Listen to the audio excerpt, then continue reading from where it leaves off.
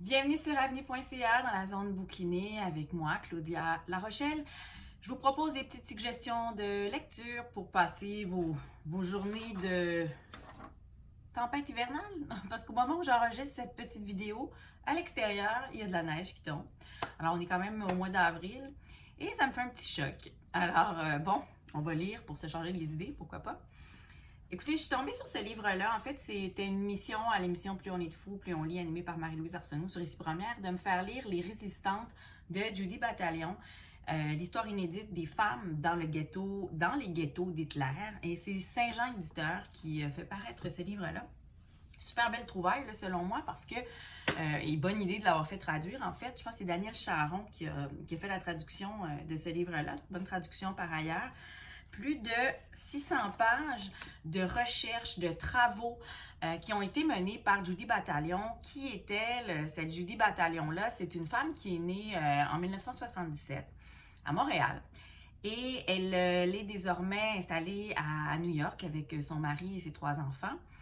Et elle est d'origine juive, donc par ses grands-mères notamment, par sa mère et sa grand-mère notamment, des femmes dont elle est très proche, sa grand-mère dont elle était très proche. Et ce qui s'est passé, bon, c'est une fille qui a fait les 1000 métiers, voyez-vous, comme chercheur, comme prof, comme comique, comme journaliste. Elle a publié dans beaucoup de magazines, dans beaucoup de revues.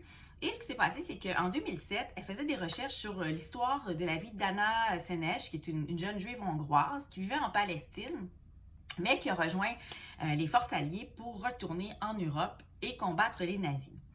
Et dans ces recherches-là, elle est tombée sur une anthologie de 1946 sur des dizaines de femmes juives qui ont pris des risques similaires.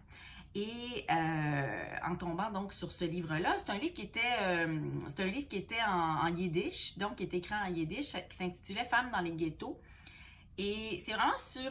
puis comme elle parle et elle comprend le yiddish, ben elle a pu le lire et le déchiffrer, mais elle est tombée sur un paquet de témoignages de jeunes femmes comme ça, qui dans les ghettos, pendant la Deuxième Guerre mondiale, ont pris les armes ou ont usé de toutes sortes de stratégies ou de tactiques pour s'en sortir, pour infiltrer les camps, pour aller aider les gens. Bon, qu'est-ce qu'elle faisait par exemple? Elle pouvait cacher des revolvers dans les ours en peluche.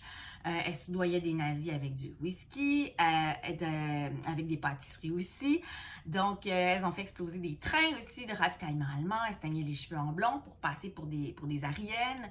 Elles enlevaient leur brassard à l'effigie de l'étoile de David. Elles faisaient beaucoup de choses comme ça pour se camoufler, pour passer inaperçues. Donc, toutes sortes de stratégies pour aider les leurs, pour aider leurs proches.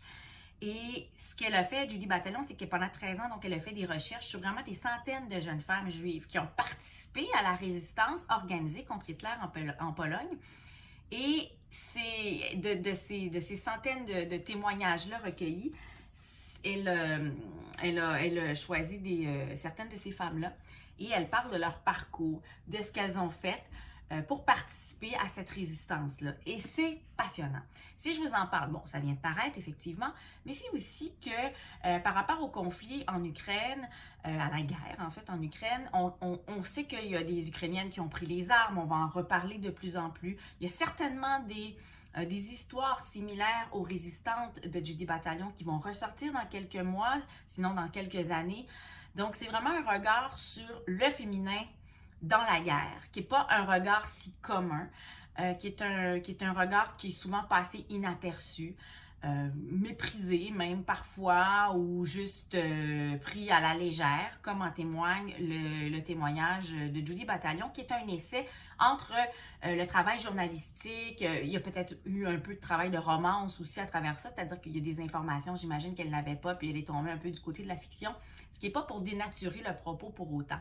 Très brillante recherche, brillant travail, mais c'est une écrivaine aussi qui n'en est pas à son premier livre, donc un titre à suivre. La banalité d'un titre, décidément, c'est pas des titres si joyeux. Premier livre, un récit de Mali Navia. qui a fait une autofiction dans laquelle elle parle de Anna Lopez, qui est née d'une mère canadienne et d'un père colombien. Elle a grandi au Québec entre deux cultures, cette jeune fille-là. Et à un moment donné, son père, avec qui cet enfant-là a grandi, est retourné vivre en Colombie et du jour au lendemain, il disparaît. Jamais cette jeune fille-là, qui est devenue une jeune femme, n'a pu faire le deuil. Elle n'a jamais vu le corps de son père. Elle n'a jamais su ce qui était arrivé à cet homme-là. Donc, c'est le cours d'une histoire familiale, mais troublée par cette perte-là, par cette disparition-là, et par les 1000 scénarios qu'on peut se faire, par la culpabilité qui nous ronge parfois, par un deuil dans lequel on est resté au seuil seulement. On n'a pas pu faire ce deuil-là. Donc, qu'est-ce que ça laisse comme empreinte dans une famille? Pour une fille aussi qui aimait tendrement son père, un père qui est disparu. Donc, c'est vraiment tout ça dont il est question dans ce premier livre de Mali Navia, une jeune femme de Montréal. La banalité d'un tir, c'est d'une grande puissance. C'est un premier livre et déjà, on a une voix. Déjà, on a une parole. On a vraiment l'impression qu'elle a fait de ce livre-là un tombeau pour se recueillir et probablement pour transcender sa douleur et ses chagrins. Je le conseille vivement. C'est paru chez Le Méac. Autre titre tout récent qui vient d'arriver sur ma table, c'est une artiste que j'aime profondément, Martha Wainwright, qui est décryptée ici dans cette biographie, autobiographie donc de Martha Wainwright, autrice, compositrice, interprète. Ça s'intitule Rien de grave n'est encore arrivé. Et c'est Fanny Britt qui a fait la traduction. Donc, ça peut juste être bon quand il y a Fanny Britt qui est derrière tout ça. D'ailleurs, j'en profite pour vous dire que un travail qu'elle a fait avec Alexia Burgère et puis donc qui s'intitule Toute chose, une pièce qu'elle a créée avec son amie, sa grande amie Alexia Burgère, s'est présentée en ce moment au théâtre de Katsu. Allez voir ça. Et donc, belle traduction de Fanny Britt pour retracer l'histoire de Martha Wainwright, une super auteurice, compositrice, interprète, voilà, qui a tout un parcours, qui a toute une lignée aussi de femmes derrière elle et qui traîne ce bagage-là. Qu'est-ce que c'est de traîner ce bagage-là? Et de lui rendre hommage, de lui faire honneur aussi tout au long de notre carrière. Voilà. Je vais vraiment en rafale, puis je ne vais pas vous faire ça trop longuet. Sur la route avec Bachot, c'est le nouveau roman illustré de Dany Laferrière qui a commencé il y a quelques années à nous montrer ses illustrations. Et cette fois-ci, c'est Bachot qui le décortique. Ben, il y a des textes aussi, pas tant, mais Bachot qui le décortique, entre autres, à travers donc, un poète japonais, qui le décortique à travers ce livre-là, qui est aussi une manière de décortiquer les grandes rencontres littéraires de sa vie, l'instant présent aussi, des voyages, toujours cet art bien maîtrisé de ne rien faire. Il y a aussi des passages, regardez, je vais vous lire un extrait ici. Dans ce monde sans pitié, un homme emmène sa fille vivre au cœur de la forêt parmi les animaux, dont une girafe qui n'est heureuse que sous la pluie. Donc, il y a aussi, puisque c'est en hommage notamment à Bachot, il y a aussi des haïkus japonais. Donc, des courtes pensées, cette forme de poésie bien maîtrisée par plusieurs Japonais.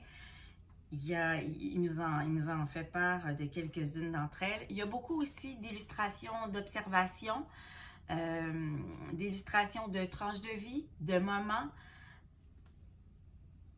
Il y a ça j'ai trouvé ça super beau, cette femme à la fenêtre qui écrit « Je suis désolée de ne pas être celle à qui vous pensez ». C'est ici, puis en même temps, bon, mais il nous fait découvrir des femmes, entre autres, des écrivaines marquantes qu'il a illustrées, dont il fait l'illustration ici.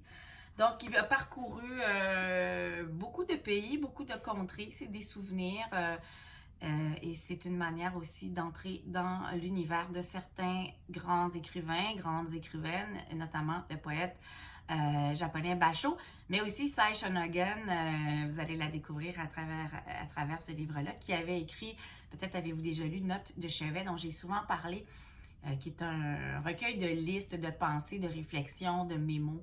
Et c'est un livre précieux pour moi qui date d'il y a super longtemps et qui n'est pas tellement, c'est pas, son travail n'est pas tellement étranger à ce livre-là. Voilà pour ça.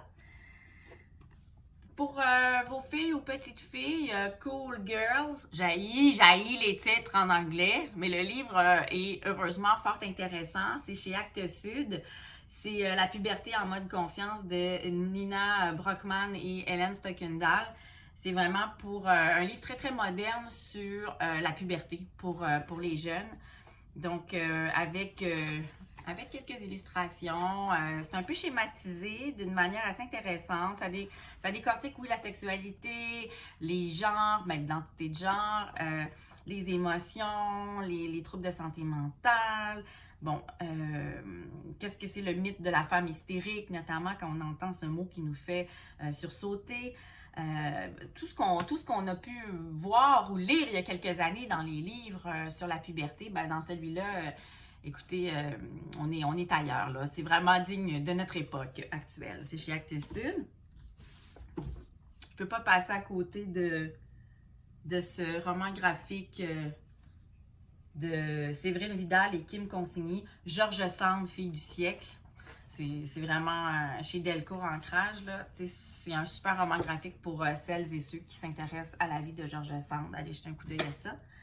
Et super, printemps 2022, une nouvelle édition de L'Inconvénient, les nouveaux courants de la littérature québécoise. Allez aussi lire ça si la littérature québécoise vous intéresse et si les idées, les pensées, les réflexions.